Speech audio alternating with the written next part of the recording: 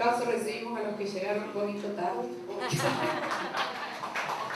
No, disculpen por la demora. Ustedes tuvieron suerte. Sí. Bueno, nuevamente muchas gracias por estar aquí.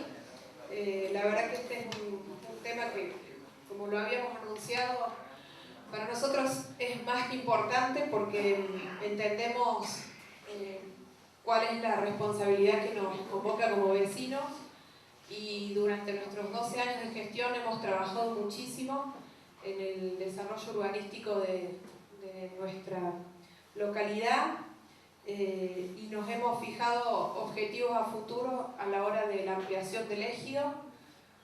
Recordame, Sergio, 800, de 800, 8.000 y 14.000 hectáreas al día de hoy.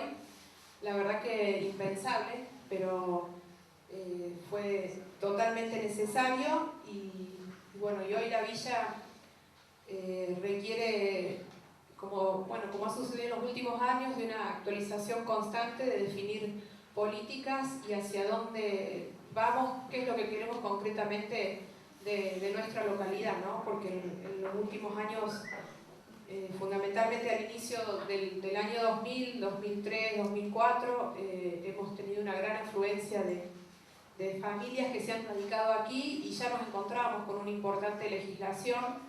La villa ha sido pionera a nivel de provincia de Córdoba y nacional también en distintas situaciones, en lo que es turístico también, y bueno, a raíz de la llegada de nuevas familias, la ampliación del ejido que era necesaria, y seguir trabajando. Acá hay presentes muchas personas que han trabajado en esto y a conciencia, tanto desde el ámbito oficial como desde el ámbito privado. Bueno, hoy tenemos el honor de presentar a dos importantes profesionales: la bióloga Sofía Lanfrey, que es quien primero va a disertar, y el arquitecto Alejandro Cohen, que usted solito dijo que iba después. ¿No hay problema? Sí. Bueno, vamos a presentar primero a Sofía. Van a disertar primero ellos dos, de todas maneras no quita, como siempre, que se puedan hacer preguntas en el desarrollo de la disertación, y luego de la presentación de los dos iniciamos debates, como lo hacemos cada diálogo BGB. Bueno, la bióloga Sofía Lanfrey, egresada del año 2008, anteriormente estudio de pregrado, bachiller y técnico de nivel medio en producción de bienes y servicios, especialidad química, en General Sabio, Río Tercero, Córdoba. Estudios universitarios de posgrado, maestría, título obtenido, magíster en aplicaciones espaciales de alerta y respuesta temprana a emergencias. Actualmente es empleada por la CONAE desde el 1 de agosto del 2011 en planta temporaria, y pertenece a la Dirección Ejecutiva y Técnica, categoría B1. Les voy a comentar sobre algunos logros. Especialista en aplicaciones espaciales para la alerta y respuesta temprana, tutora de la maestría AEARTE del Instituto Mario Bulich desde agosto del 2011 hasta la actualidad, tutora de becarios de la maestría de AEARTE durante estadía en Italia. Ha participado de producciones bibliográficas y de asesoramiento, y dentro de méritos y distinciones, y entre varias becas, me llamó la atención: beca para la realización de la maestría en aplicaciones espaciales de alerta y respuesta temprana a emergencias, Instituto de Altos de Estudios Espaciales Mario Bulich. Sofía, te dejo entonces con... Muchísimas gracias por la presentación. Hola. Te doy y si no, si vos después te querés sentar. Vale. Bueno, ¿vos podés pasar? ¿O? Sí, yo te paso. Bueno, ante todo, buenas noches. Muchas gracias por la invitación, Sergio, y gracias por la atención. Bueno, me hizo un extenso currículum. Y eso que lo abrevié. Esa descripción de mi currículum. Yo les voy a presentar algunas de las cuestiones en las que me he especializado, como dijo Soy bióloga y especialista en aplicación de información satelital a diversas ramas, pero una de ellas es el ordenamiento territorial. No voy a hablarles desde el punto de vista específico del ordenamiento territorial de Villa General Belgrano, sino que voy a hacer una exposición de una serie de herramientas para abrir el debate y que posteriormente aparentemente podrían ser utilizadas para lo que sería la planificación del ordenamiento territorial de la villa. Si querés pasar voy a tratar de hacerlo sintético y sin usar lenguaje muy técnico para que todo el mundo comprenda, ya que son como herramientas bastante nuevas y que no es frecuente el uso. Entonces los dividí en 5 principales herramientas y voy a ejemplificar cada una de ellas. Entonces, en primer lugar, voy a hablar de usar la información espacial satelital para la generación de productos. Esto es... Muchas gracias. Me voy a tardar porque... Disculpen, me voy a sentar un poco. Buenísimo. Yo lo paso así. Bueno, entonces lo que voy a hacer es comentarles un poco herramientas basadas en teledetección, o sea, el uso de información satelital, y en sistemas de información geográfico. Van a ver que al principio les puede sonar algo extraño, pero van a ver que son cosas como que se están usando y que no son tan extrañas. En primer lugar, a partir de información satelital, o sea, de satélites, información a bordo de satélites, se pueden obtener clasificación de cobertura y estimación de variables físicas de la superficie terrestre. Por otro lado, hay otra serie de herramientas que son los sistemas de información geográficos. También voy a hablar de los análisis de distribución espacial de fenómenos de carácter territorial que se pueden producir usando información satelital. Luego voy a hablar de los análisis de tendencias espaciales, o sea, la posibilidad de modelar escenarios y predecir, también usando información satelital, y luego de algunas aplicaciones que se pueden hacer al ordenamiento territorial. Como ejemplo de la generación de productos a partir de información satelital, se puede mencionar la clasificación de coberturas de superficie, el monitoreo de vegetación autóctona y de cultivos, la estimación de salud de vegetación y contenido de humedad, o sea, a partir de información provista por sensado remoto, o sea, a bordo de un satélite, yo puedo hacer estimación de cosas que pasan en la superficie, tales como la salud de la vegetación, el contenido de humedad, la clasificación de los tipos de vegetación, con un mínimo costo y reduciendo el esfuerzo que implicaría hacer un muestreo en cada sitio del espacio. Por otro lado, a partir también de información satelital se puede hacer un monitoreo de cuerpos de agua superficiales, un mapa de alturas, o sea, un modelo altitudinal, toda la superficie, y un mapa de uso de la tierra. Esto como para mencionar algunas de las cosas que se pueden extraer a partir de información satelital. Entonces estos son algunos de los ejemplos, lo hice visual para que a ustedes les sea más fácil interpretar. Entonces, a partir de un sensor que está dispuesto remotamente, uno puede tener estimaciones de distintas variables de lo que sucede en el terreno. Por otro lado, algo que es muy nombrado últimamente son los sistemas de información geográficos, que básicamente es una base de datos, o sea, es construir un sistema que consiste en una base de datos georreferenciada y la cual me permite visualizar, editar, gestionar y analizar información geográfica. Y cuando hablo de información geográfica es información que contiene la caracterización espacial, o sea que me dice a dónde está localizada geográficamente la información. Entonces, para cada punto del terreno yo tengo alguna información, pero que además tengo la información de dónde está localizada. Por eso puedo armar lo que se denominan mapas con distintas variables, capas superpuestas, y esto facilita no solo la organización de la información, sino el análisis y la posibilidad de generar modelos modelos de ordenamiento, modelos de predicción y demás. Entonces es un modo de facilitar la organización de la información, pero siempre y cuando esta información tenga la componente espacial. O sea que yo tengo que saber dónde está localizada en el espacio. Entonces hay un montón de ejemplos de sistemas de información geográfica que se pueden originar y sería como una herramienta fundamental